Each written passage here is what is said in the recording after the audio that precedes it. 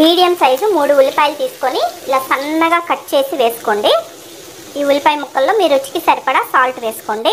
ఇలా salt medium size 2 టమాటాలు ఇలా సన్నగా కట్ చేసి వేసుకోండి. టమాటాలు కూడా వేసుకున్న తర్వాత ఒకసారి మొత్తం బాగా కలిపి మూత పెట్టండి. మూత పెట్టి మీడియం ఫ్లేమ్లో పెట్టుకొని టమాటాలు మనకి బాగా మగ్గేంత వరకు ఉడికించుకోండి. ఇలా కలుపుకున్న తర్వాత ఇప్పుడు దీంట్లో మనం ఎగ్స్ వేసుకోవాలి. ఉడకబెట్టుకున్నవి ఇలా ఘాట్లు పెట్టుకోండి. చాకు పెట్టి ఇలా ఘాట్లు పెట్టుకొని వేసుకున్నారంటే ఈ కర్రీ మొత్తం మనకి ఈ ఎగ్ లోపలికి పోయి టేస్ట్ బాగుంటుంది, మెత్తబడతాయి.